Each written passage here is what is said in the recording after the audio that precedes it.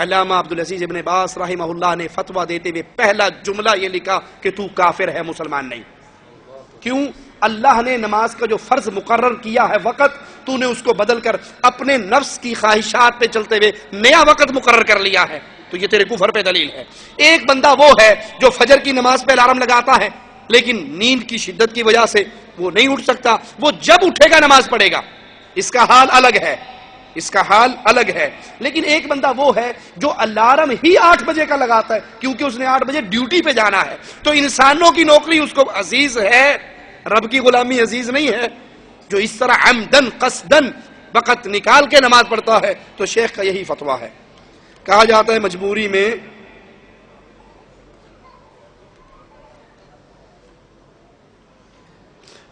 میں فوٹو بنوائیں، لیکن یہاں تو مسجد میں فوٹو اور فلم بن رہی ہے۔ فوٹو نہیں بن رہے بھائی، یہ ویڈیو تیار ہو رہی ہے، وہ بھی ہم مجبوری کی اس کیفیت پہ پہنچ چکے ہیں، کیو ٹی وی کے ذریعے، مدنی چینل کے ذریعے کفر عام ہو رہا ہے، شرک عام ہو رہا ہے، سی ڈیز کے ذریعے کفر و شرک کی دعوت پھیل رہی ہے۔ ہم مجبور ہو کر ان کو انہی کے انداز میں جواب دینے کے لیے اس مجبوری کی حالت میں اس قدم پر آئے ہیں۔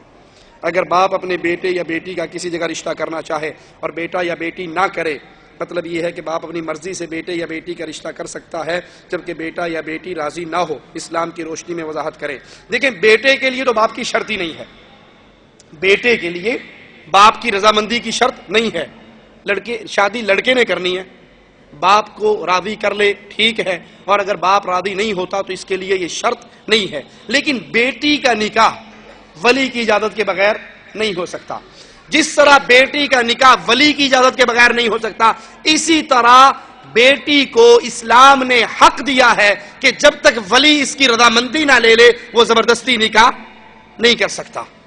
کسی لڑکی کا زبردستی نکاح نہیں ہو سکتا۔ باپ اس سے راضی، اس کو راضی کرے، اس کی رضامندی لے، اور رضامندی لینے کا ٹائم کون سا ہے؟ جب نکاح ہوتا ہے اور ماموں جی اٹھ کر وہ نکاح فارم پہ انگوٹھا لگوانے چلتے ہیں، وہ ٹائم نہیں ہوتا۔ جب رشتہ آئے تو لڑکی سے پوچھو ایسا لڑکا ہے، یہ کماتا ہے، یہ شکل ہے، یہ صورت ہے، تمہیں پسند ہو تو میں ہاں کرتا ہوں، بات کرتا ہوں۔ یہ ہے موقع، وقت لڑکی سے پوچھنے کا۔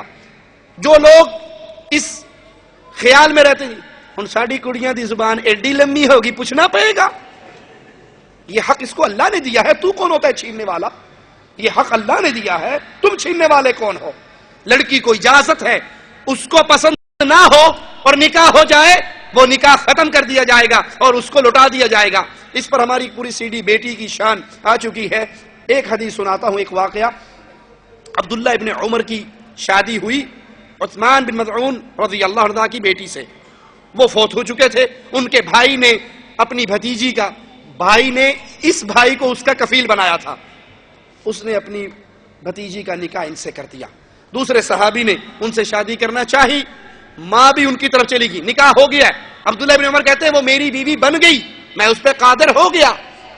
معاملہ اللہ کے رسول صلی اللہ علیہ وسلم کے پاس پہنچا، آپ نے بلایا تو اس لڑکی کے وکیل نے کہا اللہ کے نبی میرے بھائی نے اس کو میرے ذمہ دیا تھا، میں نے اس کی پھوپھی کے بیٹے سے اس کا رشتہ کیا ہے، لیکن اس کی ماں اس کا کہیں اور کرنا چاہتی ہے۔ آپ نے لڑکی سے پوچھا، لڑکی نے اس طرف رضامندی کی، آپ نے اس نکاح کو ختم کر کے اس کو اس سے نکاح کر دیا۔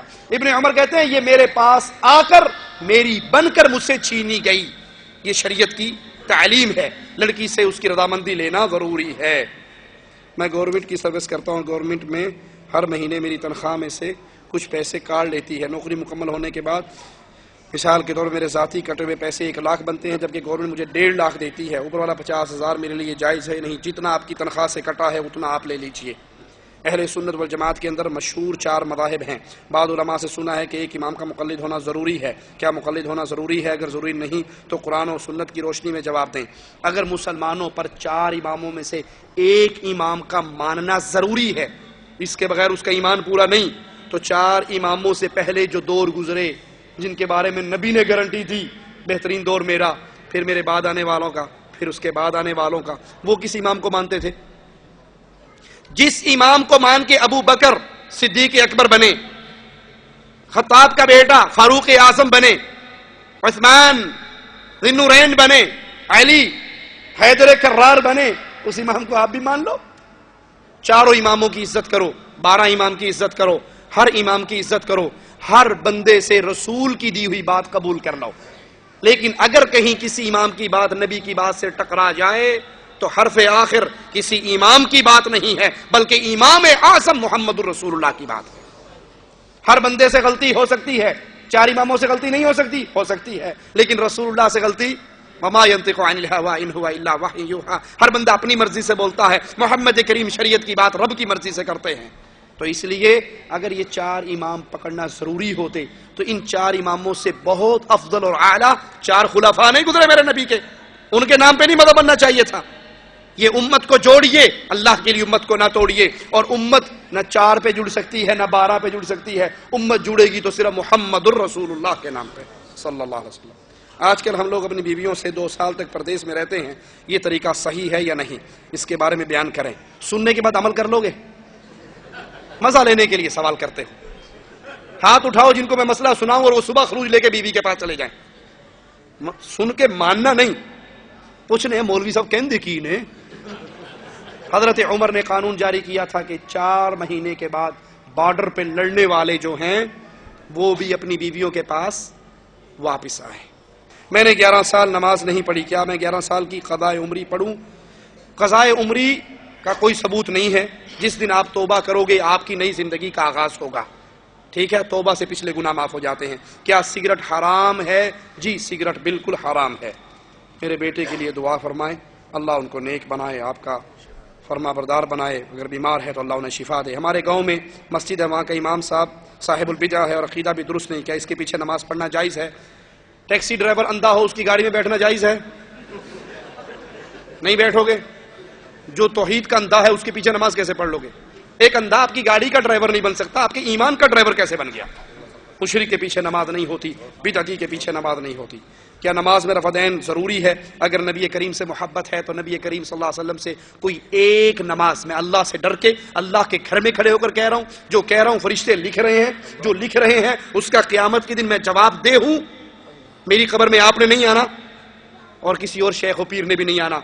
हमें रसूलुल्लाह सल्लल्लाहु अलैहि वसल्लम की सही अहादीस से एक नमाज भी ऐसी नहीं पहुंची कि आपने पढ़ी हो और रुकू में जाते हुए रफ़दैन और रुकू से उठते हुए रफ़दैन ना किया हो। कोई एक सही हदीस आज तक हमें नहीं पहुंची, किसी के पास है तो हमें भी पहुंचा दे। जितनी ना करने की रिवायात हैं वो ज़ईफ़ हैं, मनगढ़ंत हैं, और जितनी करने की रिवायात वो सही हैं। सही बुखारी की रिवायात पे किसी को एतराज़ नहीं, सही मुस्लिम की रिवायात पे किसी को एतराज़ नहीं। ले दे के एक दलील रह जाती लोगों के पास, मैं उस दलील का जवाब देता हूँ। वो जी बुतों की वजह से रफ़दैन शुरू हुई थी, सुनी या नहीं सुनी?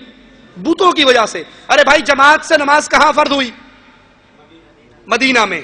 बुतों वाली पार्टी कहाँ थी? जहां नमाज जमात से फर्ज हो रही वहां बुत वाली पार्टी है नहीं। जहां जमात से नमाज फर्ज हुई वहां बुत नहीं है, जहां बुत थे वहां नमाज जमात से फर्ज नहीं थी। अच्छा जी, चलो मान लेते हैं। ये बताइए, वो बुत लाने वाले सहाबा थे या मुनाफिक थे? नाउजुबिल्लाह, कोई भी नहीं कहेगा सहाबा थे, सब कहेंगे मुनाफिक थे। इतने बेवकूफ मुनाफिक थे, बुत जेब में डाल के क्यों नहीं लाते थे? बगल में क्यों दे के लाते थे? अच्छा, इसको भी छोड़ो, भागो जहां तक भागना, हम भी पीछे भाग रहे हैं। मान लेते हैं जी वो बुत लेके आते थे। छोटे तो छोटा बुत ऐनकते होएगा ना, इतना तो बुत छोटा से छोटा होगा। लो जी, मैं बुत को लेने लगा हूं बगल में, ये बगल में बुत आ गया, ठीक है जी। अब नमाज पढ़ने लगे हैं। हमारी सुन्नत के मुताबिक, सही बुखारी की रिवायत के मुताबिक, हाथ कहां तक उठने चाहिए? कंधों के बराबर, हत्ता हजवा मनकबे। और जो रफ़दैन छोड़ने वाली पार्टी वो कहां तक उठाती है? तवज्जो करना। अल्लाह, वो तो शरीफ कहां गया जी? बुत तो गया। अरे भाई, अगर ये रफ़दैन बुतों की वजह से शुरू हुई तो पहली क्यों करते हो? अगर ये रफ़दैन बुतों की वजह से शुरू हुई तो पहली क्यों करते हो? मीठा मीठा, हापा हाप, कोड़ा कोड़ा, थू थू।